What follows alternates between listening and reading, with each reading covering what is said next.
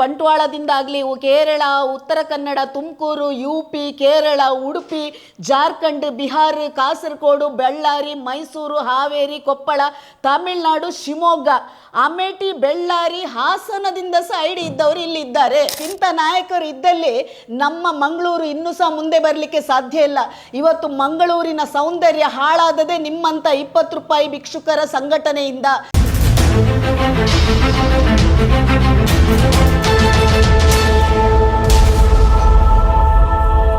ಹಲವಾರು ವಾರಗಳ ಹಿಂದೆ ಮಂಗಳೂರಿನ ಪುರಭವನದ ಫುಟ್ಪಾತಿನಲ್ಲಿ, ಲೇಡಿ ಕೋಶನ್ನ ಫುಟ್ಪಾತಿನಲ್ಲಿ, ಅಲ್ಲಿ ಸರ್ವಿಸ್ ಸ್ಟ್ಯಾಂಡಿನ ಫುಟ್ಪಾತಲ್ಲಿ ಕೂತ್ಕೊಳ್ಳುವ ಬೀದಿ ವ್ಯಾಪಾರಸ್ಥರ ಬಗ್ಗೆ ನಾವು ತೋರಿಸಿಕೊಟ್ಟಿದ್ದೆವು.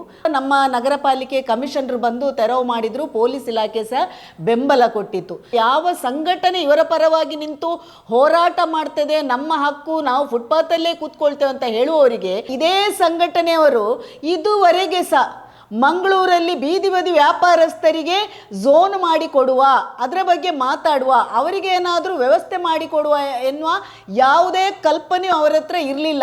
ಮಾತಾಡುವಾಗ ಹೇಳ್ತಾರೆ 40 ವರ್ಷದಿಂದ ಅವರು ಫುಟ್ಪಾತಲ್ಲೇ ವ್ಯಾಪಾರ ಮಾಡ್ತಿದ್ದಾರೆ ಅಂತ.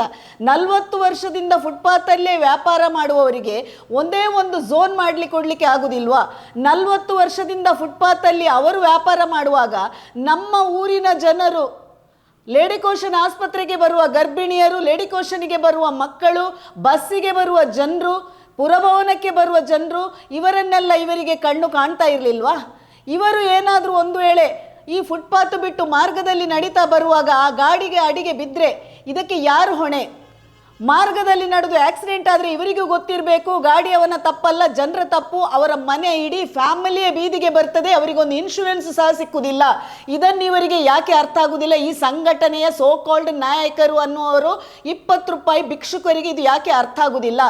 ನಾನು ಹೇಳೋದು, ಇವರು ಹೇಳ್ತಾರೆ ಅವರಿಗೆ ಪರ್ಯಾಯ ವ್ಯವಸ್ಥೆ ಮಾಡಿಕೊಡೋ ಮೊದಲು ಇವರದು ಏನಿತ್ತು, ನಮಗೆ ಝೋನ್ ಬೇಕಂತ ಹೇಳುವಾಗ ಝೋನ್ ಮಾಡಿಕೊಡುವಾಗ ಇದೇ ಒಂದು ಇವರು ಕಮಿಟಿಯಲ್ಲಿ ಇರುವವರು, ವೆಂಡಿಂಗ್ ಝೋನ್ ಕಮಿಟಿಯಲ್ಲಿ ನಾವಿದ್ದವರಲ್ಲ, ಇವರ ಸಂಘಟನೆಯವರು ಒಬ್ಬರು ಅದರಲ್ಲಿ ಇರ್ತಾರೆ, ಮತ್ತು ಯಾರು ಬೀದಿ ವ್ಯಾಪಾರಸ್ಥರ ಸಂಘದ ಸದಸ್ಯರು ಒಬ್ಬರು ಅದರಲ್ಲಿ ಕಮಿಟಿಯಲ್ಲಿ ಇರ್ತಾರೆ, ಮಂಗಳೂರು ನಗರ ಪಾಲಿಕೆಯ ಕಮಿಷನರ್ ಇರ್ತಾರೆ, ಎಲ್ಲ ಅಧಿಕಾರಿಗಳು ಅದರಲ್ಲಿ ಇರುವಾಗ ಒಂದೇ ಒಂದು ದಿವಸ ಈ ನಾಯಕರು ನಾಲಾಯಕಗಳು ನಮಗೆ ಝೋನ್ ಬೇಕು, ಅದಕ್ಕೆ ವ್ಯವಸ್ಥೆ ಮಾಡಿಕೊಡಬೇಕಂತ ಎಲ್ಲಿ ಇವರು ಮಾತಾಡಿದವರು ಇಲ್ಲ, ಎಲ್ಲೂ ಮಾತಾಡಲಿಲ್ಲ. ತಮಗೆ ಬೀದಿಯಲ್ಲಿ ಆಗಬೇಕು ಅಂತ ಹೇಳೋ ಉದ್ದೇಶ ಏನು ಅಂತ ನಮ್ಮ ಪ್ರಶ್ನೆ ಇತ್ತು. ನಮಗೆ ಅರ್ಥ ಆಗ್ತಾ ಬಂತು. ಯಾಕೆಂದರೆ ಝೋನಿಗೆ ಹೋದರೆ ಇವರಿಗೆ ಭಿಕ್ಷೆ ಬೇಡಲಿಕ್ಕೆ ಆಗುವುದಿಲ್ಲ. ಝೋನಿಗೆ ಹೋದರೆ ನಗರ ಪಾಲಿಕೆ ಅಂಡರಲ್ಲಿ ಹೋಗ್ತದೆ, ಪ್ರತಿಯೊಬ್ಬರು ಬೀದಿ ವ್ಯಾಪಾರಸ್ಥರು ಇವರು ಹೇಳಿದನ್ನು ಕೇಳುವುದಿಲ್ಲ, ನಗರ ಪಾಲಿಕೆ ಅಂಡರಲ್ಲಿ ಅವರು ಹೋಗ್ತಾರೆ ಝೋನ್ ಮಾಡಿದ ಮೇಲೆ. ಇವರು ಝೋನ್ ಮಾಡುವಾಗ ಝೋನಿನ ಹತ್ರ ಹೋಗುವುದಿಲ್ಲ, ಝೋನ್ ರೆಡಿಯಾದ ಕೂಡಲೇ ಝೋನು ಸರಿ ಇಲ್ಲ ಅಂತ ಹೋರಾಟ ಮಾಡ್ತಾರೆ, ಪುನಃ ಬೀದಿಯಲ್ಲೇ ಕೂತ್ಕೊಳ್ತಾರೆ. ನಾನು ಹೇಳೋದು, ಯಾವನೇ ಒಬ್ಬ ನಾಯಕ ಈಗ ಬೀದಿಯಲ್ಲಿ ಹೋರಾಟ ಮಾಡುವ, ಉಪವಾಸ ಕೂತ್ಕೊಳ್ಳುವ ನಾಯಕರು ಒಂದೇ ಒಂದು ದಿವಸ ನಮಗೆ ಝೋನ್ ಮಾಡಿ ಕೊಡಿ ಅಂತ 5 ವರ್ಷದಲ್ಲಿ ಆ ಕಮಿಟಿಯಲ್ಲಿ ಅವರು ಇರುವಾಗ ಒಂದೇ ಒಂದು ದಿವಸ ಕಮಿಷನರ್ ಹತ್ರ ಈಗ ಹೇಗೆ ಅವರು ನಗರ ಪಾಲಿಕೆ ಮುಂದೆ ಹೋಗಿ ಧಿಕ್ಕಾರ ಹಾಕ್ತಾರೆ, ಪ್ರತಿಭಟನೆ ಮಾಡ್ತಾರೆ, ಹಾಗೆ ಮಾಡ್ತಿದ್ರೆ ಅವರ ಎಲ್ಲ ಬೀದಿ ವ್ಯಾಪಾರಸ್ಥರಿಗೆ ಪ್ರತಿ ಕಡೆಯಲ್ಲಿ ಝೋನ್ ಆಗ್ತಿತ್ತು. ಇವರಿಗೆ ಝೋನಿನ ಬಗ್ಗೆ ಯಾರಿಗೂ ಅವಶ್ಯಕತೆ ಇಲ್ಲ. ಇವರೀಗ ಮಾತಾಡೋದು ಪರ್ಯಾಯ ವ್ಯವಸ್ಥೆ ಮಾಡಿ, ಯಾರಿಗೆ?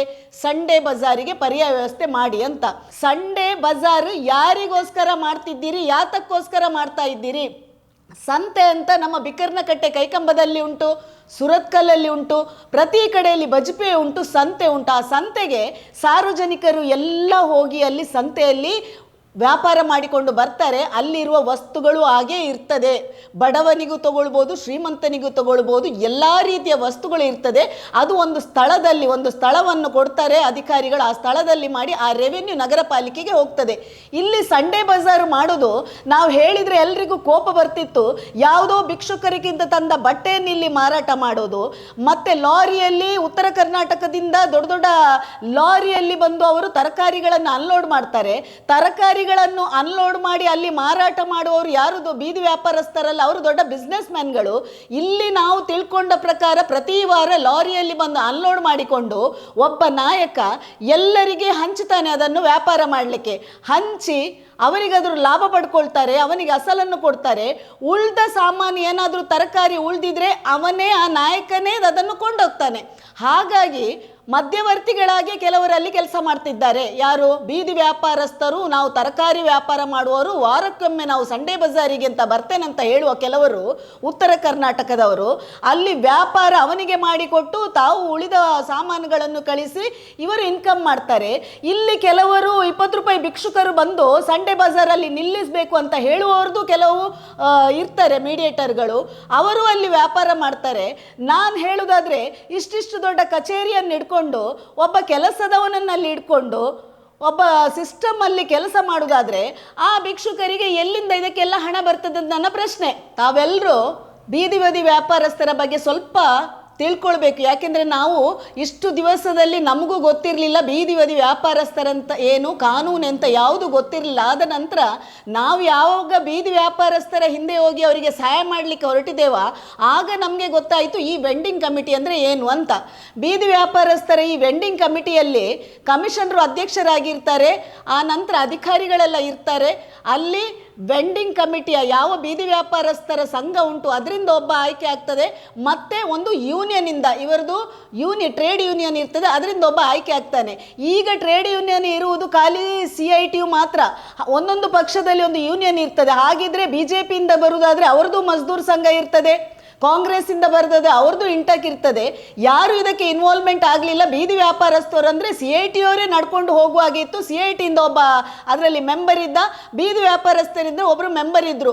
ಇವರದು ಕೆಲಸ ಏನಿತ್ತು? ಖಾಲಿ ಅಲ್ಲಿ ಮೀಟಿಂಗಲ್ಲಿ ಕೂತು ಅಧಿಕಾರಿಗಳೊಟ್ಟಿಗೆ ಮಾತಾಡಿಕೊಂಡು ಬಂದು ಅದನ್ನು ತೆರವು ಮಾಡಬೇಕು, ಇದನ್ನು ತೆರವು ಮಾಡಬೇಕು ಅಂತ ಹೇಳಿ ಚಾ ತಿಂಡಿ ತಿಂದುಕೊಂಡು ಬರುವುದೇ ವಿನಃ ನಮ್ಮ ಬೀದಿ ವ್ಯಾಪಾರಸ್ಥರಿಗೆ ಏನು ವ್ಯವಸ್ಥೆ ಮಾಡಬೇಕಂತ 5 ವರ್ಷದ ಸಹ ಯಾವುದೇ ನಾಯಕ ಅಲ್ಲಿ ಬಾಯಿ ಬಿಡದೆ ಈಗ ವೆಂಡಿಂಗ್ ಝೋನು ಕಮಿಷನರ್ ಮುಖಾಂತರ ಮಾಡ್ತಾ ಇದ್ದಾರೆ. 15 ಲಕ್ಷ ಅದಕ್ಕೆ ಸ್ಯಾಂಕ್ಷನ್ ಮಾಡಿ ಮುಂದುವರೆದು ಎಲ್ಲ ಮಾಡುವುದಾದ್ರೆ ಇವರು ಯಾಕೆ ಆ ವೆಂಡಿಂಗ್ ಕಮಿಟಿಯಲ್ಲಿ ಇದ್ರು ಅನ್ನೋ ಪ್ರಶ್ನೆ. 5 ವರ್ಷದಲ್ಲಿ ಮನಸ್ಸು ಮಾಡಿದ್ರೆ 5 ವೆಂಡಿಂಗ್ ಝೋನ್ ಮಾಡಬಹುದಿತ್ತು. ಸ್ಟೇಟ್ ಬ್ಯಾಂಕ್ ಈಗ 138 ಜನರಿಗೆ ವೆಂಡಿಂಗ್ ಝೋನ್ ಆಗುವಾಗೆ ಪ್ರತಿ ವಾರ್ಡ್ಗಳಲ್ಲಿ ವೆಂಡಿಂಗ್ ಝೋನ್ ಮಾಡಬಹುದಿತ್ತು. ಆದರೂ ಇದುವರೆಗೆ ಮಾಡದೆ ಇವರು ಈಗ ವೆಂಡಿಂಗ್ ಝೋನ್ನ ಬಗ್ಗೆ ಮಾತಾಡದೆ ನಮಗೆ ಆದಿತ್ಯವಾರ ಸಂತೆ, ಸಂಡೇ ಬಜಾರ್ ಬೇಕು ಅಂತ ಹೇಳುವವರು, ಸಂಡೇ ಬಜಾರ್ನವರಿಗೆ ಒಬ್ಬರು ಐಡಿ ಇಲ್ಲ. ಯಾವನ ಬಂದು ಬಿಸ್ನೆಸ್ಸಿಗೆ ವಾರಕ್ಕೊಮ್ಮೆ ನಾವು ಬರ್ತಾ ಇದ್ದೇವೆ, ನಾವು ವಾರಕ್ಕೊಮ್ಮೆ ಹೊಟ್ಟೆ ತುಂಬಿಸ್ತೇವೆ ಅಂತ ಹೇಳೋದು ಇದು ಯಾರು ಒಪ್ಪುವಂಥದ್ದಲ್ಲ. ವಾರದಲ್ಲಿ 1 ದಿವಸ ದುಡಿದು ಯಾವ ಮನೆಯನ್ನು ಹೊಟ್ಟೆ ತುಂಬಿಸ್ಲಿಕ್ಕೆ ಆಗುವುದಿಲ್ಲ. ನಿಜವಾಗಿ ಇವರು ಇಲ್ಲಿ ನೋಡ್ತಾ ಇದ್ರೆ ಪಾಪ ಕಳೆದ ವರ್ಷದಿಂದ 2024ರಿಂದ ಸಹ ಬೀದಿ ಬದಿ ವ್ಯಾಪಾರಸ್ಥರನ್ನು ಒಡೆದು ಕೊಂಡು ಹೋಗುವಾಗ ಈ ಕಮಿಟಿ ಇದುವರೆಗೆ ಏನು ಮಾಡಿತ್ತು? ಕೈಕಟ್ಟಿ ಕೂತ್ಕೊಂಡಿತ್ತು, ಅದಕ್ಕೆ ವ್ಯವಸ್ಥೆ ಮಾಡಲಿಲ್ಲ. ಝೋನಿನ ವ್ಯವಸ್ಥೆ ಬೇಕು ಅಂತ ಪ್ರತಿಭಟನೆ ಹಗಲು ರಾತ್ರಿ ಅಲ್ಲಿ ಕೂತ್ಕೊಂಡು ಅವರನ್ನು ಬೀದಿ ಬದಿಯಿಂದ ಎಬ್ಬಿಸಿ ಝೋನಲ್ಲಿ ಕೂತ್ಕೊಳ್ಳೋ ವ್ಯವಸ್ಥೆ ಮಾಡಬೇಕಿತ್ತು. ಅದನ್ನು ಮಾಡದೆ ಕೇವಲ ಬೀದಿಯಲ್ಲೇ ಕೂತ್ಕೊಳ್ಳಿ, ಫುಟ್ಪಾತೇ ನಮ್ಮ ಹಕ್ಕು, ಫುಟ್ಪಾತಲ್ಲೇ ಕೂತ್ಕೊಳ್ತೇನೆ ಅಂತ ಹೇಳುವಾಗ ಯಾರು ಇದನ್ನು ಒಪ್ಪಲಿಕ್ಕೆ ರೆಡಿ ಇಲ್ಲ. ಯಾಕೆಂದರೆ ಫುಟ್ಪಾತ್ ಎಲ್ರಿಗೂ ಸೇರಿದ್ದು. ಪ್ರತಿಯೊಂದು ಅಂಗಡಿಯವರಾಗಲಿ ಪಾದಾಚಾರಿಗಳಾಗಲಿ ಪ್ರತಿಯೊಬ್ಬರು ಹೋಗುವುದು ಆ ಫುಟ್ಪಾತ್ ಮೇಲೆ ಹೋಗುವುದು. ಜನರು ಹೋಗುವಾಗ ನೀವಲ್ಲಿ ಫುಟ್ಪಾತಲ್ಲೇ ನಾವು ಇರ್ತೇವೆ, 40 ವರ್ಷದಿಂದ ನನ್ನ ಅಪ್ಪ ಮಾಡಿದ್ದಾರೆ, ನಾವು ಮಾಡ್ತೇವೆ ಅಂತ ಹೇಳಿದರೆ ಅದು ಆಗುವುದಿಲ್ಲ. 40 ವರ್ಷದಿಂದ ಅಪ್ಪ ಮಾಡಿದರೆ ನಾವು ಅದನ್ನೇ ಮುಂದೆ ಕೊಂಡೋಗುವುದಲ್ಲ. ನಾವು ಸ್ವಲ್ಪ ಹೇಳಿದಾಗೆ ಅಪ್ಗ್ರೇಡ್ ಹಾಕ್ಕೊಂಡು ನಾವು ಬೇರೆ ಅಂಗಡಿಯಲ್ಲಿ ಕೂತ್ಕೊಳ್ಳುವಾಗೆ ನೋಡಬೇಕು. ಯಾಕೆಂದರೆ ನಿಮ್ಮ ನಾಯಕರು 4-5 ಹೋಟೆಲ್ಗಳನ್ನು ಇಟ್ಕೊಂಡು ಬಿಸ್ನೆಸ್ ಮಾಡಲಿಕ್ಕೆ ಹೊರಡುವಾಗ ಈ ಬೀದಿಯಲ್ಲಿ ಕೂತು 40 ವರ್ಷ ಬೀದಿಯಲ್ಲಿ ಕೂತವರಿಗೆ ನಿಮ್ಗೊಂದು ಅಂಗಡಿ ಮಾಡಲಿಕ್ಕೆ ಆಗುವುದಿಲ್ಲ ಹೇಳುವಾಗ ನಾವು ಇದನ್ನು ನಂಬಲಿಕ್ಕೆ ರೆಡಿ ಇಲ್ಲ. ನಾನು ಹೇಳುವುದಾದರೆ ನೋಡಿ, ಇವತ್ತು ಇವರು ಹೇಳ್ತಾರೆ ಕೆಲವು ಇವರ ಜನರಿಗೆ ಐಡಿ ಕೊಟ್ಟಿದ್ದಾರೆ. ಮಂಗಳೂರು ನಗರದಲ್ಲಿ 60 ವಾರ್ಡುಗಳಲ್ಲಿ 667 ಜನರಿಗೆ ಐಡಿಯನ್ನು ಕೊಟ್ಟಿದ್ದಾರೆ. ಬೀದಿ ವ್ಯಾಪಾರಸ್ಥರದು ಜೆನ್ಯೂನ್ ಐಡಿ ಅಂತ ಹೇಳ್ತಾರೆ ಇವರು. ಆದರೆ ಸರ್ವೆ ಮಾಡುವಾಗ 1,500-2 ಸಾವಿರ ತನಕ ಇತ್ತು. ಬಡತನ ನಿರ್ಮೂಲನಾ ಅಧಿಕಾರಿ ಅವರ ಆಫೀಸ್ ಕಚೇರಿ ವತಿಯಿಂದ ಸರ್ವೆ ಮಾಡುವಾಗ ಇಷ್ಟು ಜನರು ಲಿಸ್ಟಲ್ಲಿದ್ದರು. ಆದರೆ 660 ಜನಗಳನ್ನು ನಾವು ಫೈನಲ್ ಆಗಿ ಸಿಲೆಕ್ಟ್ ಮಾಡಿದ್ದೇವೆ ಅಂತ ಹೇಳ್ತಾರೆ ಇವರು. ನಾನು ಕೇಳೋದು, ಈ 667 ಜನರಲ್ಲಿ 60 ವಾರ್ಡ್ಗಳಲ್ಲಿ ಒಂದೊಂದು ವಾರ್ಡಲ್ಲಿ 10 ಬೀದಿ ವ್ಯಾಪಾರಿಗಳು ಬಂದರೂ 600 ಜನ ಆಗ್ತದೆ. ನಾನು ತೆಗೆದ ಲಿಸ್ಟಲ್ಲಿ 667 ಜನರಲ್ಲಿ ಕೇವಲ ಒಂದು ಸೆಂಟ್ರಲ್ ವಾರ್ಡಲ್ಲಿ, ಸೆಂಟ್ರಲ್ 41ನೇ ವಾರ್ಡಲ್ಲಿ 323 ಜನರಿಗೆ ಐಡಿ ಕೊಟ್ಟಿದ್ದಾರೆ. ಇದು ಯಾವ ಆಧಾರದಲ್ಲಿ ಐ ಡಿ ಕೊಟ್ಟಿದ್ದಾರೆ? ಯಾಕೆಂದರೆ ಸೆಂಟ್ರಲ್ ಮಾರ್ಕೆಟ್ ಅಲ್ಲಿ ಆಲ್ರೆಡಿ ಉಂಟು. ಸೆಂಟ್ರಲ್ ಮಾರ್ಕೆಟ್ ಮೊದಲೇ ಇರುವಾಗ ಅದರೊಳಗೆ ತರಕಾರಿ ಅಂಗಡಿ, ಫ್ರೂಟ್ಸ್ ಅಂಗಡಿ ಎಲ್ಲ ಶಾಪನ್ನು ಖರೀದಿ ಮಾಡಿಕೊಂಡು ಅದರೊಳಗೆ ಅವರು ಕೂತ್ಕೊಳ್ತಾ ಇದ್ರು ಮಾರಾಟ ಮಾಡಲಿಕ್ಕೆ. ಇನ್ನೂ ಸಹ ಕೆಲವರು ಅದರೊಳಗೆ ಹೋಗ್ಲಿಕ್ಕೆ ಉಂಟು. ಅವರು ಹೋಗ್ಲಿಕ್ಕೆ ಇರುವಾಗ ಆ ಸೆಂಟ್ರಲ್ ಮಾರ್ಕೆಟ್ ಇದ್ದ ಸಂದರ್ಭದಲ್ಲಿ ಪುನಃ ಸೆಂಟ್ರಲ್ ಮಾರ್ಕೆಟ್ನ ಸುತ್ತ ಅದೇ ಒಂದು ವಾರ್ಡಲ್ಲಿ 323 ಜನಕ್ಕೆ ಯಾವ ರೀತಿಯಲ್ಲಿ ಐ ಡಿ ಕೊಟ್ಟಿರಿ ಅಂತ ಇವರು ಹೇಳುವಾಗ ಹೇಳ್ತಾರೆ, ಇದು ನಗರ ಪಾಲಿಕೆ ಮ್ಯಾಂಗ್ಳೂರ್ ಸಿಟಿ ಕಾರ್ಪೊರೇಷನ್ಗೆ ಸಂಬಂಧಪಟ್ಟ ಇದೊಂದು ವೆಂಡರ್ಸ್ನ ಲಿಸ್ಟ್ ಅಂತ. ಆದರೆ ಇಲ್ಲಿ ಮಂಗಳೂರು ನಗರ ಪಾಲಿಕೆಗೆ ಮಾತ್ರ ಸಂಬಂಧಪಟ್ಟದ್ದಲ್ಲ. ಲಿಸ್ಟಲ್ಲಿ ನೋಡುವಾಗ ಬೇಕಾದಷ್ಟು ಕಡೆಯಿಂದ, ಇಲ್ಲಿ ಉಳ್ಳಾಳದಿಂದ ಆಗಲಿ, ಬಂಟ್ವಾಳದಿಂದ ಆಗಲಿ, ಕೇರಳ, ಉತ್ತರ ಕನ್ನಡ, ತುಮಕೂರು, UP, ಕೇರಳ, ಉಡುಪಿ, ಜಾರ್ಖಂಡ್, ಬಿಹಾರ, ಕಾಸರಗೋಡು, ಬಳ್ಳಾರಿ, ಮೈಸೂರು, ಹಾವೇರಿ, ಕೊಪ್ಪಳ, ತಮಿಳುನಾಡು, ಶಿವಮೊಗ್ಗ, ಅಮೇಠಿ, ಬೆಳ್ಳಾರಿ, ಹಾಸನದಿಂದ ಸಹ ಐ ಡಿ ಇದ್ದವರು ಇಲ್ಲಿ ಇದ್ದಾರೆ.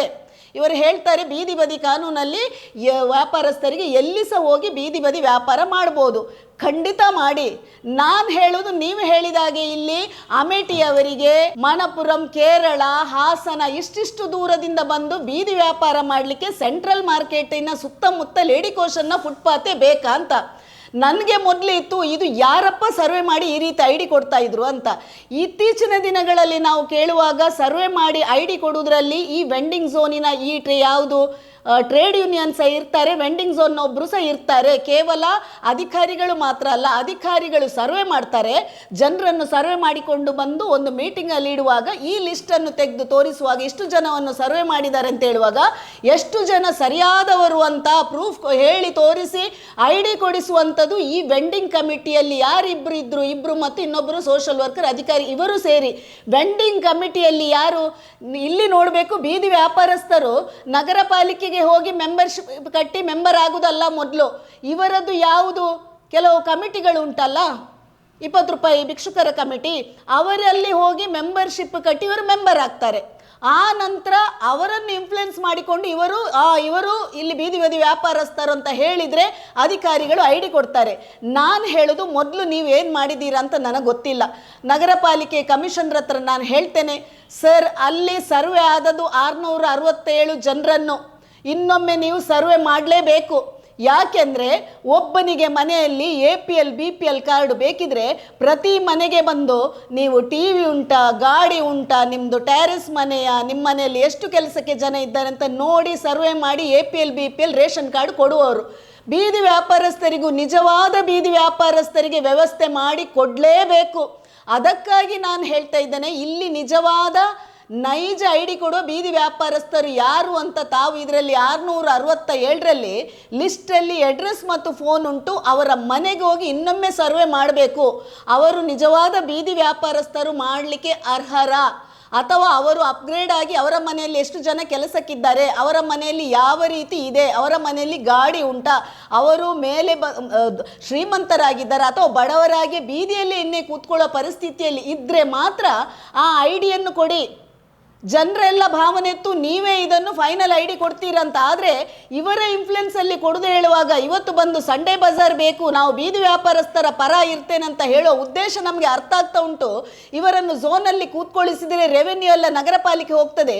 ಇವರು 600-700 ಜನಕ್ಕೆ ಐ ಡಿ ಕೊಟ್ಟುಕೊಂಡು ಹೋದರೆ ಪ್ರತಿ ಸಂಡೇ ಇವರಿಗೆ ಅಲ್ಲಿಂದ ಇನ್ಕಮ್ ಬರ್ತದೆ. ಪ್ರತಿಯೊಬ್ಬನಿಗೆ ಐ ಡಿ ಮಾಡಿಕೊಟ್ರೆ ಪ್ರತಿ ತಿಂಗಳು ಇವರ ಕಾರ್ಯಕ್ರಮವಾಗುವಾಗ 2,500 ಲಕಡಿಪ್ಪಿಗೆ, 500 ಕಾರ್ಯಕ್ರಮಕ್ಕೆ, 600 ಗಣಪತಿ 1000 ನವರಾತ್ರಿಗೆ ಅಂತ ಇದೆಲ್ಲ ಬೀದಿ ವ್ಯಾಪಾರಸ್ಥರನ್ನು ಒಟ್ಟು ಸೇರಿಸಿಕೊಂಡು ಇವರು ಐ ಡಿ ಕೊಡಿಸಿ ಹಣ ಮಾಡುವ ದಂಧ.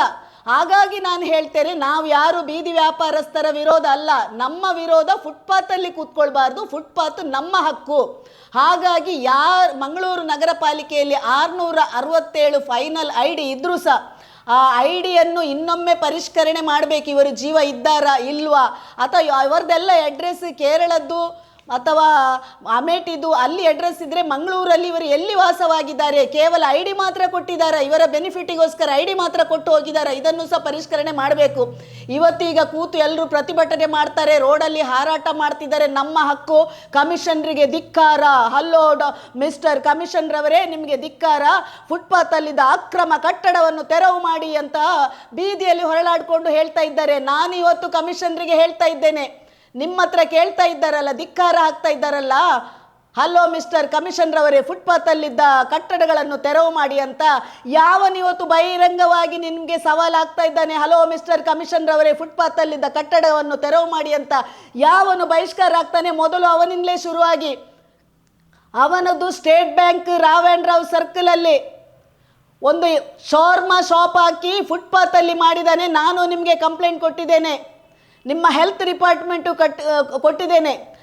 ನಿಮ್ಮ ತಾಕತ್ತನ್ನು ಪ್ರಶ್ನೆ ಮಾಡುವವರಿಗೆ ನಿಮ್ಮ ತಾಕತ್ತನ್ನು ತೋರಿಸಿ ಮೊದಲು ಅಲ್ಲಿ ಬೀದಿಯಲ್ಲಿ ಕೂತು ಹೊರಳಾಡುವ ಅನ್ನೋದು. ಫುಟ್ಪಾತಲ್ಲಿ ಶಾರ್ಮಾ ಶಾಪ್ ಉಂಟು, ಕಟ್ಟಡ ಇಲ್ಲೀಗಲ್ ಆಗಿ ಕಟ್ಟಿದ್ದಾನೆ, ಅದನ್ನು ಮೊದಲು ತೆರವು ಮಾಡಿ ತೋರಿಸಿ ಕಮಿಷನರ್ ಅವರೇ. ಬೀದಿ ವ್ಯಾಪಾರ ನಮ್ಮ ಹಕ್ಕು, ಬೀದಿ ವ್ಯಾಪಾರ ನಮ್ಮ ಹಕ್ಕು ಅಂತ ಹೇಳ್ತೀರಲ್ಲ, ಬೀದಿ ವ್ಯಾಪಾರದ ಅರ್ಥ ಮೊದಲು ತಿಳ್ಕೊಳ್ಳಿ. ಬೀದಿ ವ್ಯಾಪಾರ ಹೇಳಿಕೊಂಡು ಮಾರ್ಗದ ನಡುವಲ್ಲಿ ಕೂತು ವ್ಯಾಪಾರ ಮಾಡಲಿಕ್ಕೆ ಅಲ್ಲ, ಫುಟ್ಪಾತಲ್ಲಿ ಕೂತು ವ್ಯಾಪಾರ ಮಾಡಲಿಕ್ಕಿಲ್ಲ. ಮಾತಾಡುವಾಗ 2014 ಕಾನೂನಿನ ಬಗ್ಗೆ ನೀವು ಮಾತಾಡ್ತೀರಿ, ಅದನ್ನು ಸರಿಯಾಗಿ ಅಧ್ಯಯನ ಮಾಡಿ. ಆ ಕಾನೂನಲ್ಲಿ ನೀವು ಸಹ ಅವರಿಗೆ ಅವೇರ್ನೆಸ್ ಮಾಡಬೇಕು. ಬೀದಿ ಬದಿ ವ್ಯಾಪಾರಸ್ಥರು ಯಾವ ರೀತಿ ಬೀದಿ ಬದಿಯಲ್ಲಿ ವ್ಯಾಪಾರ ಮಾಡಬೇಕು, ಯಾವ ರೀತಿಯಲ್ಲಿ ನಿಮಗೆ ಐಡಿ ಸಿಗ್ತದೆ ಎಲ್ಲ ಅವರಿಗೆ ನೀವು ಹೇಳಿಕೊಡಬೇಕು. ಇದುವರೆಗೆ ನೀವು ಅವರಿಗೆ ಹೇಳಿಕೊಡದೆ, ಆ ಕಾನೂನಿನ ಬಗ್ಗೆ ಹೇಳಿಕೊಡದೆ, ಅವರಿಗೆ ಝೋನಿಗೂ ಕಳಿಸದೆ ಅವರನ್ನು ಬೀದಿಯಲ್ಲೇ ಕೂತ್ಕೊಳ್ಳಿಸಿ ನಾವು ಬೀದಿಯಲ್ಲೇ ಹೋರಾಟ ಮಾಡ್ತೇವೆ, ನಾವು ಜೈಲಿಗೆ ಹೋಗ್ಲಿಕ್ಕೂ ರೆಡಿ ಇದ್ದೇವೆ, ನಮಗೆ ವಿಷ ಕೊಡಿ, ನಾವು ಸಾಯ್ಲಿಕ್ಕೂ ರೆಡಿ ಇದ್ದೆ ಹೇಳುವಾಗ ಇಂಥ ನಾಯಕರು ಇದ್ದಲ್ಲಿ ನಮ್ಮ ಮಂಗಳೂರು ಇನ್ನೂ ಸಹ ಮುಂದೆ ಬರಲಿಕ್ಕೆ ಸಾಧ್ಯ ಇಲ್ಲ. ಇವತ್ತು ಮಂಗಳೂರಿನ ಸೌಂದರ್ಯ ಹಾಳಾದದೆ ನಿಮ್ಮಂತ 20 ರೂಪಾಯಿ ಭಿಕ್ಷುಕರ ಸಂಘಟನೆಯಿಂದ. ಇಲ್ಲದಿದ್ರೆ ಮಂಗಳೂರಾಗಿ ಉಳಿತಿದೆ, ನಮ್ಮ ಹೆಮ್ಮೆ ಮಂಗಳೂರು ಅಂತ ಹೇಳ್ತಿದ್ದೆವು.